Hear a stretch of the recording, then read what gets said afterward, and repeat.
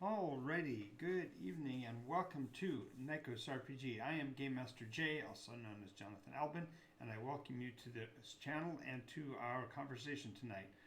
This is Nycos Nightly. We are on 11 p.m. Pacific time every evening. And just to give you a little bit of background about myself, I'm a storyteller and game master who's been an active storyteller since 1974-75, and that's a non-stop game master with almost 49 years of experience. So I've been doing this for a while, and I'm using the Just Chatting channel because what I'm wanting to talk about is far more reaching than just the standard role-playing game fare. So I want to welcome you and I want to thank you for being here, and let's get started, shall we?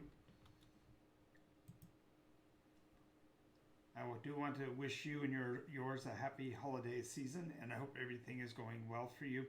As we go into the holiday season, one of the things that I'm very mindful of is a process that was started close to 20 years ago called National Games Week, and I've been involved with it indirectly and directly for all of its duration.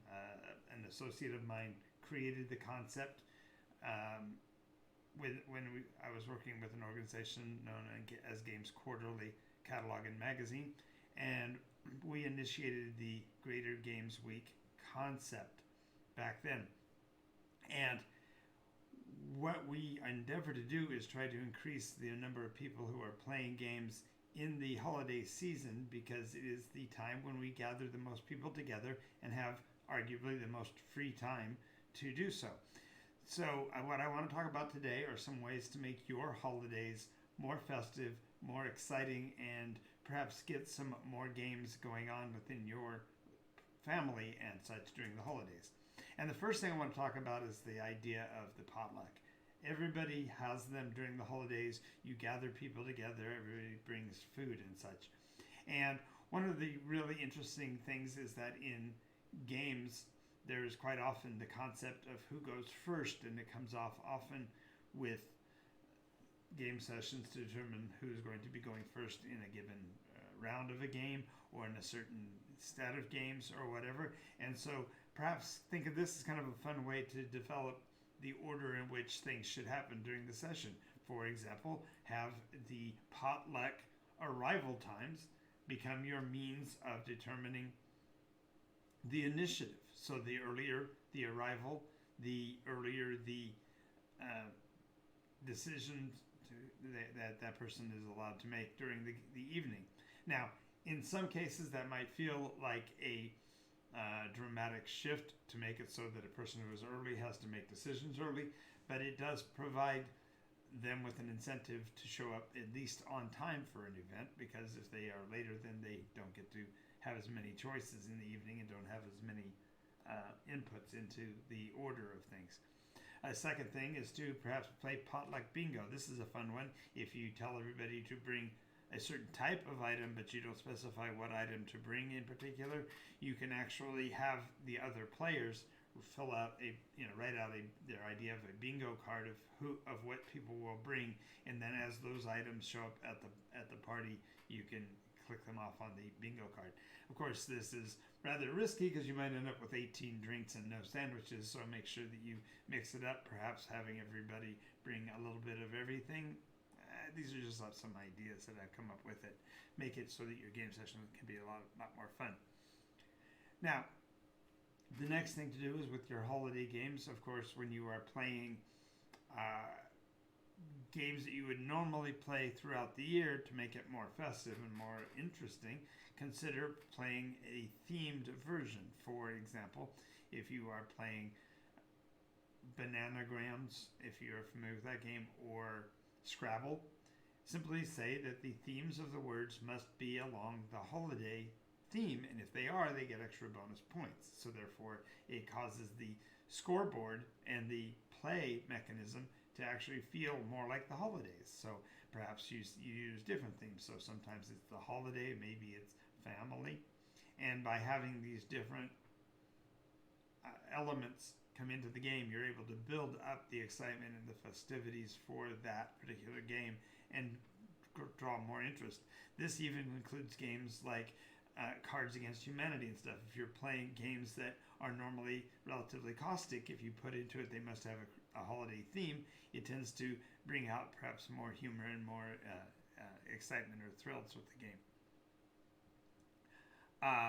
Next is perhaps have a seasonal scavenger hunt. Scavenger hunts are particularly fun if you keep them localized to a small area and you, of course, have the resources that you are calling for. So having paper clips and duct tape or whatever, and as the players go through and pick up the different items within that area, maybe even do it as a more community related event by having people go from house to house looking for items, and make it as lively and as fun as you can make it within your community. The more tight your community is, the more connected you are, the more enjoyable something this might be. If you are doing it over a larger community or with perhaps less direct connection with the local community, perhaps you'd keep it a little bit less so and make it more particular to places within the house, almost like I guess you'd compare it with the Easter egg hunt kind of thing, where you just keep it within the framework of the location you're in. Of course, not all these ideas will work for every possible location, so these are just some ideas that you could use to increase the fun and festivities in your sessions at your house. Next one is the Holiday Film Fest. Now, if you are talking about just a single evening, this is kind of one of those ideas that probably won't fall in. But if you're with family members over an extended period, having a series of, quote, go-to movies would be a great addition to the enjoyment. And more importantly, you can play the arguably controversially holiday-related movies. I know that in our community, movies like the Lethal Weapon series or Die Hard, the initial movie, these are clearly set in the holiday season, so it creates a point of contact and a point of communication about whether these films are holiday films. I could rattle off a dozen different films that we would consider to be holiday films, such as Stalag 17. Obviously, the kind of no-brainer choices are A Christmas Story and It's a Wonderful Life. But there are so many other possible holiday films. One that I would recommend that you haven't seen, and this is totally unsolicited, is watch for or discover Strange Exports. It's an interesting movie. It's an international movie. It's not from here in the States, but it's a very fascinating take on the Christmas legends, and it definitely has some great twists in it. A little bit on the scary side, but then again, so is A Christmas Carol, right? So these ideas of having holiday films just give you a way to have conversations and to discuss what makes a film a holiday film and what doesn't, that kind of thing. The next here on the line, I'm calling them the reindeer games. Some people call them white elephant gift exchanges. But the idea is you make the very concept of gaining gifts between players, pardon me, the idea of obtaining gifts between participants, more of a game-like environment, perhaps using a card draw to determine who gets to choose first, and then rules like you can only choose back a gift once or twice, and then after that you have to just realize you've lost it or whatever. And there's all kinds of different ways to play out these forms of games. I'm calling them, of course, reindeer games because of the holiday season, which also tends to be associated, for example, we used to play the reindeer games, and the person who had currently traded also had to wear the reindeer antlers to point out that they had just gotten they had been the first one to get a gift, and therefore it could be taken from them, but they couldn't go back and get it back. It just makes it a lot of fun to pick gifts that are maybe questionable in nature, that are kind of goofy and silly, and give them in a way so that the players will appreciate their choices and the dynamic of how they receive the gift. Now this next one I'm only going to tease because I don't have the material here, but just know that there is a story that I'm familiar with that I created a couple of years ago that I'm going to be promoting over the next holiday, possibly into next season. But it's The Duck Behind Santa, and I'm just going to leave it at that. And if you want more information, definitely follow me on Twitch and like my videos over at NycosRPG on YouTube, and I'll do what I can to get you more information on this story. Next is the Counting Santa's drinking game, and this is always fun if you're watching just general television with your friends, and it doesn't have to be alcoholic, of course, the idea of a drinking game, because you can just get silly on how many times you have to. But the idea is that anytime any form of Santa is on the screen, the person that notes it first is the only one who's not required to drink, but everybody else points at each other and says, there's a Santa, you've got to drink, and so on. Kind of fun, because there's so many in commercials, and sometimes they're hidden, and sometimes you don't even think of them as being there in that commercial or that promotion, and so it's kind of a fun way to go. Of course, for role players like myself, one of the greatest things to do is hold a holiday adventure, a Christmas themed or a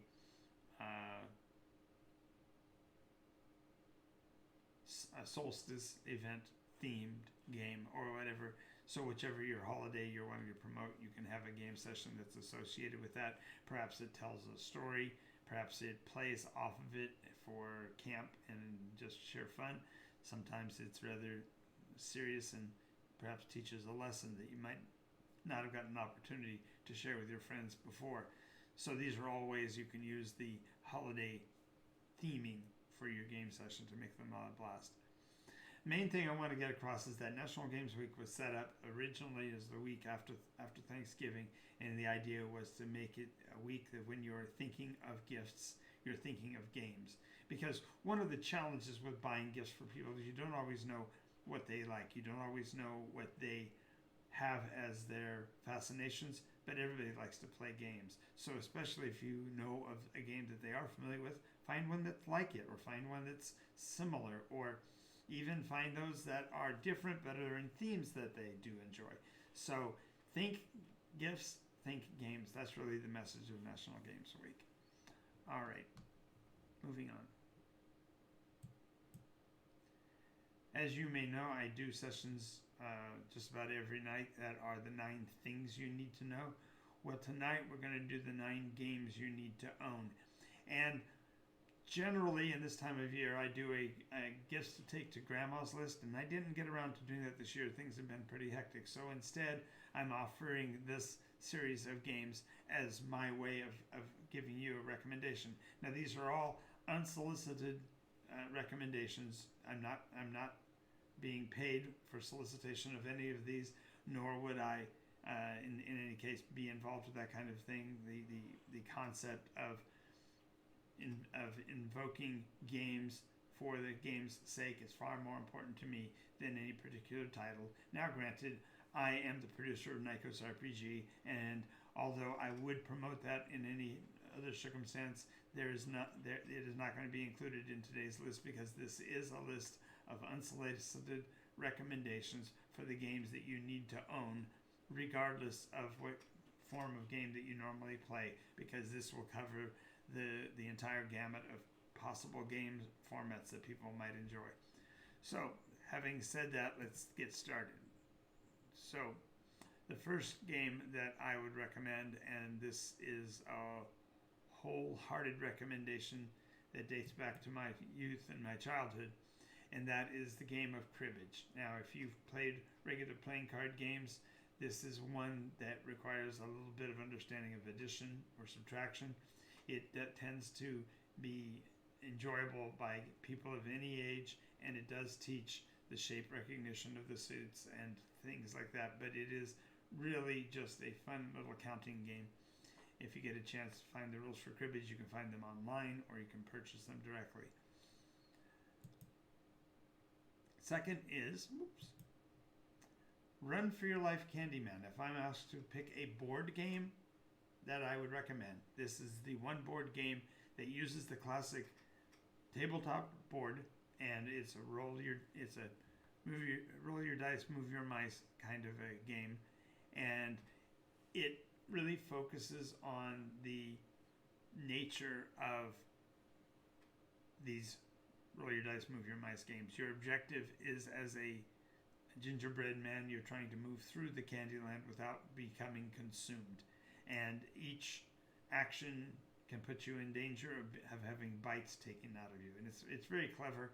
It plays off of the traditional Candyland game in that it's a meandering course through the world of the make-believe, but it's just hysterical and definitely plays into the concept of the Candyman being the little cookie person, the gingerbread man, being eaten as he travels through the woods.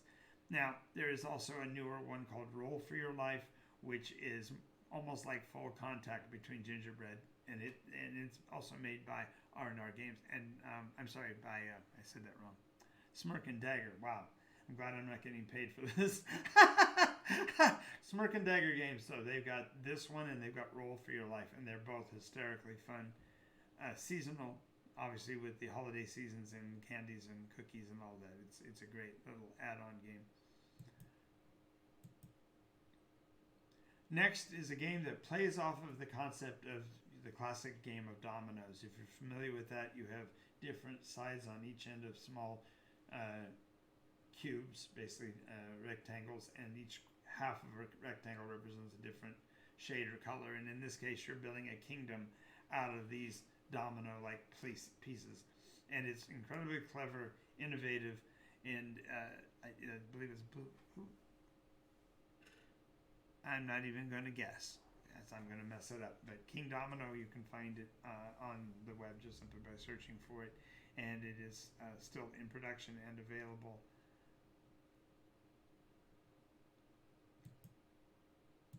The next I'm going to mention, of course, is the time-honored Carcassonne. It's a tile-based game, and if you haven't played it before, it will change your perspective on board games altogether.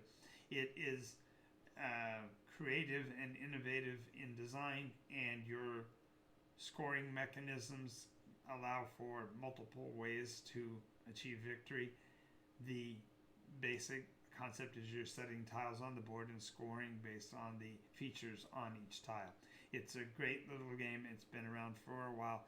It's got tons and tons of expansions, so even if you know somebody who plays it or owns a copy, you can actually look at the possibility of adding to their enjoyment by bringing new supplements and new add-ons to it if you find that they don't have them. So Carcassonne is a really good choice, and if you don't own this game, you should include it in your inventory for next year.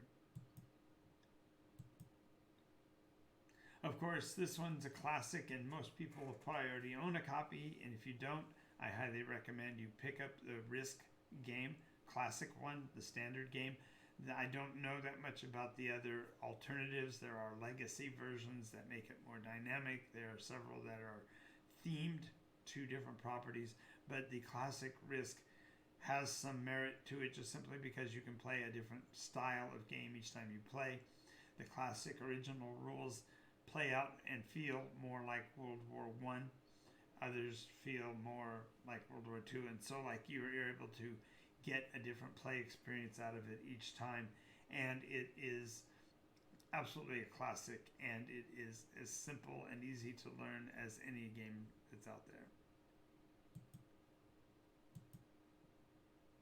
Next is one, if you appreciate games of charades and games of memorization and of trivia, Time's Up is a great game. You observe each round the players either reading the clues and understanding what they're trying to portray when they're giving their clues. But you're also watching for hand gestures and body language and nuance. And each round of the game, this comes out in different ways. So highly enjoyable, and it can be played session after session without a real intense need to follow the keeping of score. It's just a lot of fun to enjoy the interactions. Of course, the classic charades, you can probably find the rules for this online. It's a classic home game and requires a little bit of acting, a little bit of creativity, a little bit of pantomime, and just awareness of how the nuances of the rules work. The more sophisticated you become in knowing the game of charades, the more challenging each round becomes as the players work to try to discover the clues from non-verbal communication. It's a great game. And of course, these are all games that can be themed by associating them with the holidays, by saying all of the clues will be coming from, say, a holiday calendar or something. Next, we have an oldie but goodie, like an absolute classic. You need to have a copy of the Settlers of Catan. There are dozens, I would suppose, of supplements and add-ons and alternatives to the classic Settlers. There are seafarers and starfarers and so on. There are just dozens and dozens of ways to play Settlers, but the classic, the oldie but goodie, should be in your closet right now because it's a great game to share with your family and friends. And then finally, the last one I want to mention is a brand new one. It's been out for a couple of years, but I really like the visuals of it. And this is the Golem edition of a game called Century. And Century is a trade-based game, and you're gathering and trading items and building a value for commodities, and therefore buying these basically robotics, these golems that do work for you. So as you can see, it's very visual. It's also very tangible. The pieces are the crystalline gemstones come in a variety of colors, and they are necessary for how the trading mechanism works. And not only is it a beautiful game, it's also an enjoyable game, and it plays relatively quickly. We're talking about less than half an hour.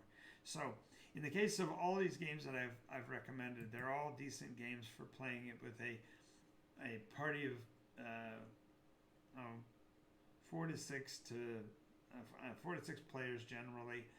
They are all relatively quick to play. They are easy cleanup, easy participation, and will make your holiday season really great. But more importantly, these are all games that are without a need for only the holidays. So these are evergreen, and they'll be usable over and over during your year. All right. Finally, I want to get down to a subject that I find near and dear, and that is the concept of the creative differences. And creative differences are the ways we play, the ways we engage, and they vary from group to group and person to person. And I want to go over some of the variation between the idea of buying games for gifts or toys for gifts. And in this season, there's a great emphasis on toys. And I want to kind of give a sort of a justification or explanation for why you may want to consider including games in your collection of gifts for your loved ones, perhaps in advance or in a stronger way than advocating for toys. And the first one, I know that this list is going to be up there for the whole screen throughout the time, so I hope that doesn't distract. But the question of rules comes up all the time. If you are providing someone with a toy, then they have to take that toy and define how they're going to play with it. When you give them something that doesn't have a rule set, it doesn't have a guideline, and it has no limitations, it makes it difficult for a player to understand or comprehend how to use it. Now, classic examples are giving a toy truck or a toy car. Yes, it's got wheels. Yes, they know it rolls on the ground. But do you teach them about right of way? Do you teach them about the mechanics? These are all things that when you hand somebody a toy, you don't think about. You simply say, "Here's a ball. Here's a toy. Here's a doll. Here's a set of, all of the different things you might give a child that are a toy, a replication of their actual life. Maybe you give them a set of mock surgery tools so they can play doctor. And I know that's going to get a lot of jokes, but the point here is that when you give someone a toy, there are no rules. And in early development, in the pre-speech development area of life, there is some merit to that because they don't comprehend it. The idea of chewing on a rubber car or rubber, a child-safe chewable object, that's not really playing with a toy perhaps. It's just giving them something to interact with. But when you get to the point where you're providing them with toys, you're not providing them with anything other than a mechanism. How will they use it? What rules are they going to apply to it? Now, for example, if you give somebody a toy, are they going to play nice with it and treat it with care and respect like they would an actual person? Or are they going to, drop it down the stairs or thump its head against the wall? There's, the idea of playing with toys is a dangerous proposition in some ways because you're not giving them any guidance. Whereas if you provide them with a game and you require them to learn the rules of the game in order to play it, you are teaching them not only the mechanism for that particular game, but you're teaching them the concept that we need to, for example, learn to take turns. We have to learn to wait for another person. We have to learn patience. In certain cases, you have to learn how to trade, how to compete. You're actually guiding them. The second thing about it is that when you give them a toy, are you affording them something that gives them player agency? Do they have permission to do with it whatever they want, or do you have some limitations and boundaries you want to set for it? In the case of a game, there are clearly outlined, defined rules for it that the players have to downplay their own will to be able to play the game, and therefore as they comprehend the rules, they can learn what those limits and boundaries are, and therefore become more accomplished at that game, and in the process learn how to play together. Now, there are those that would argue that it takes away liberties when you would rather, they would prefer to give them just something with no boundaries. But the challenge is that at a young age, children don't have the mechanism. And I realize I'm speaking as an independent, not as an authority. I do not have an education in child rearing, but I have raised my own kids. And the idea of providing children, the games, you're giving them the ability to learn socialization, learn communication, learning patience, learning propriety, the very concept of following the rules, which is really integral to our ability to be a society and a community in the first place. The next is when it comes to providing children with a toy or a game, how much supervision is really required. If you provide children with a game, they will, if they follow the rules, if they've learned how to play by the rules, then the game itself is supervision enough because it will determine who goes first, who goes second, and those kind of rules. And it also will establish who wins, who loses, and those kind of boundaries. Whereas if you provide them with let's say a ball, and you don't tell them how to, if there's not a rule book that comes with a ball. Now, granted, you can learn how to play games with balls, but that's a whole other issue. Next is how many players can be accommodated. Generally, toys are a singular activity. Yes, they can play cooperatively, they can be in the same place, but generally, especially early on, children aren't aware of even the concept of sharing or communicating through play, and so they have to learn that process. Games are a way to help that along by providing instruction on how to see who goes first, who goes next, who gets to speak, who has to wait. And these kind of mechanisms provide, again, a socializing, engaging mechanism as compared to the isolation of playing alone. If you were to observe two, for example, children playing with, I remember in particular the concept of the, I think it was G.I. Joe that had a martial hand. He had an effect that his hand could do. And so players would sit and talk about, oh, well, this is what my G.I. Joe would do. And the other kid's reaction is only to respond with, well, here's what my G.I. Joe would do.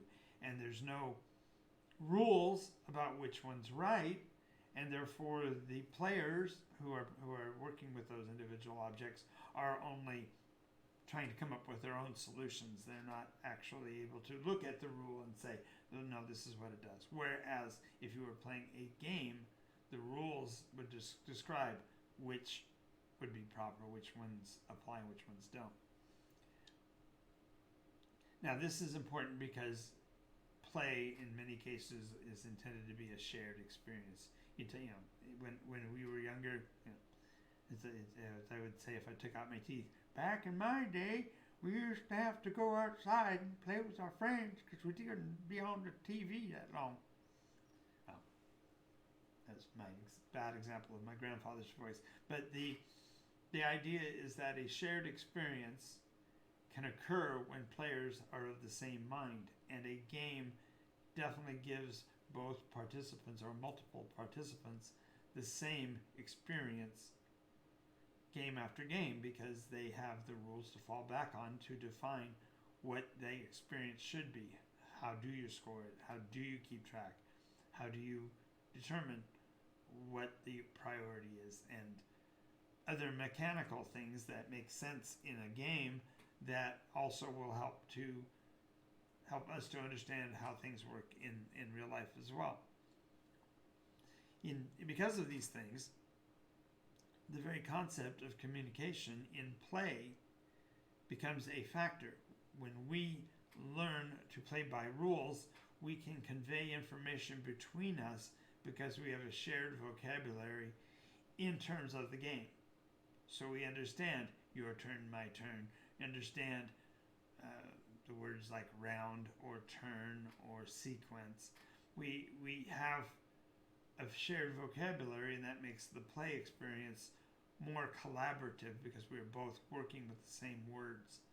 Whereas in the case of two players bringing a toy to the table, they may not even have similar vocabularies, and there's no determining which ones are correct or which ones are useful or right. And we have a difficulty when we can't communicate, when we can't transfer meaning. And when we have a shared vocabulary because of games, whether it be checkers or chess or role-play games, when we have a vocabulary that is shared between us, we can exchange information and know that the meaning that we intended is transferred, and therefore makes the communication process so much more effective. So when we talk about that, we get down to what toys are useful for. In many cases, toys are useful for the concept of role play.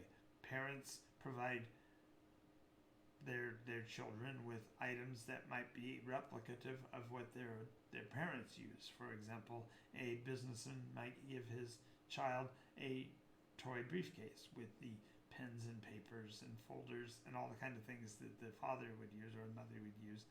And perhaps, as I mentioned before, the concept of a doctor's set, a physician's set, or a police officer's gear, or whatever. When you provide them with items to role play those experiences, if they're a toy, there's no mechanism, there's no understanding, and they'll only replicate what they see. And sometimes this can be good, and sometimes this can be horribly bad if they're observing things that are detrimental in culture. So The idea, therefore, of having a game mechanism that explains what you're doing, for example, the game operation is a prime subject. The idea of teaching children to play being a surgeon is showing hand-eye coordination and the ability to be patient and still and all of that. These are all things that allow the game operation to emulate or in some way sort of pretend to be the surgeon and therefore develop the kinds of hand-eye skills. And if you were particularly good at that game, you might be induced to consider a career at that kind of thing. And while it's not always the case, the idea of a game mechanism allows you to follow the parameters and the rules for such things. Now, the very concept of role play and the more sophisticated nature of role-playing games that are generally played by high school or older kids isn't always so directly relatable, but it does increase their ability to communicate because it does give them a shared vocabulary and a uniform structure of conversation. Now, the next is the concept of identity and independence, and some people would argue toys are far better at this because you, as a independent player, can devise your own rules. But that's not necessarily the case. Perhaps you will be more capricious with your items because there are no boundaries and there are no rules. In today's age, perhaps you pull up the kind of ball or the kind of objects you have and look for rules online. But that's supplanting the very message I'm trying to give here, and that is that, yes, a role-playing game or a board game does seem, at least at the beginning, to take away your independence. But if you are looking at the higher quality games, such as the ones listed in my list of games you need to own, perhaps if you are looking at a game that gives you multiple ways to win, multiple strategies, then you're allowed to build your own independence on your way of playing through that game. And that individuality can even spill over when you're talking about the deeper, richer role-playing games and such, because then you are building your personality into the persona or character of the game. The biggest challenge is that, therefore, when you are playing, you are acknowledging the shared experience and you're acknowledging the propriety of your actions versus other people's actions and understanding things like timing and sequencing and things like that you can't learn in playing with your toys. And the next one is the law of rules and the rule of law. When I say the law of rules, when you talk about an item and you're going to provide it to a child, if you don't provide them with boundaries and limitations, you are obligating yourself to be responsible for how that person plays. If you give a child a doll and you don't say, treat it with care, this is like a child, you are asking for them to mistreat it, and then you'll have to undo their misunderstanding of it because they didn't comprehend it in the way you intended it. So a game, on the other hand, provides a set rules and boundaries and limits for action. And while, yes, you do have to teach either or both, the concept of what rule system you're going to use is far different and far more independent of the person who's giving the gift than if it was a toy. You're actually able to provide them with a game that gives them the mechanisms for the education you wish to provide. Finally, on that part, if you learn to play games, you're learning how to play by the rules, and our culture is built on the rule of law. So it makes sense if you play a lot of games as a child, you learn how to play within the rules and therefore how to play within the boundaries of our culture and become part of the community as a whole. Now, this leads, of course, to the ultimate form of gameplay, and that is the understanding that you actually can form rules. And so the idea of creativity stems, therefore, into the area of gameplay, by allowing the players to understand there is agency and they can make rules that apply only to the games they play at home. And this is where the idea of house rules comes from. That the games that you play, yes, they have a set parameter for overall play, but you also have the opportunity to pick a specific set of boundaries that you wish to impose on the game for your own enjoyment and to make the game flow better perhaps within your game playing community. So just realize that the process leads to people who create rules, which means they create games, and when they create games, they're providing new opportunities for others to play, and so on. And so when I argue that games are a better choice for gifts, all I'm trying to point out is that you are creating a more social community when you provide them with a way to communicate, a vocabulary to use, and a mechanism by which to bring other people into their world. Alrighty, so that is the end of the things I wanted to commit to tonight. I want to thank you if you've been watching this episode. I'm Jonathan Albin, Game Master J. If you want more information on the Nycos RPG, please check out our website at NycosRPG.com for product information and purchases. You also want to look at NycosRPG.info for the story lore on the campaigns that are run within the Nycos RPG game system. You can also join us on our Discord, which is listed below here on the Discord and the Twitch channel, or you can find out more information at Nycos RPG on YouTube. I want to thank you again for being here tonight, and if you've enjoyed what you've seen, please follow our channel and subscribe to our YouTube channel so you get updated whenever we do new videos. And if you want to become part of our community, don't forget to check out patreon.com/join/Nycos. I want to thank you again for your participation tonight, and have a great night. And